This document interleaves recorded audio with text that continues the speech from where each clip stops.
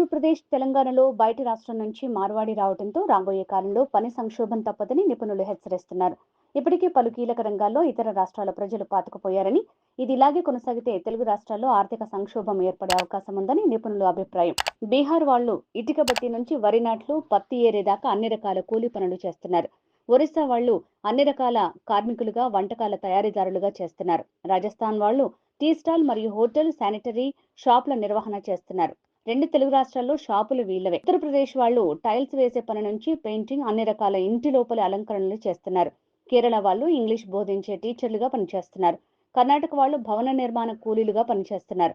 ఇలా ఇతర రాష్ట్రాల నుంచి ఇక్కడికి వచ్చి ఎంతో మంది ఉపాధి పొందుతున్నారు.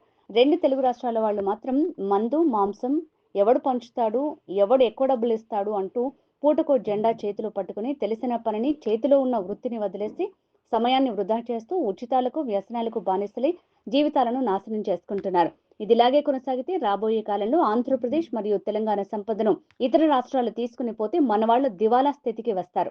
వారు పనిచేసే అలవాటు, వర్క్ కల్చర్ కూడా మర్చిపోతారు. ఆ తర్వాత పని చేస్తామన్నా ఎవరు పనివని పరిస్థితి వస్తుంది. ఇది రాబోయే కాలంలో ఏపీ, తెలంగాణలో పనిచేసే వారిని సంక్షోభ స్థితికి నెట్టివేస్తుందని నిపుణులు ఆందోళన వ్యక్తం చేస్తున్నారు.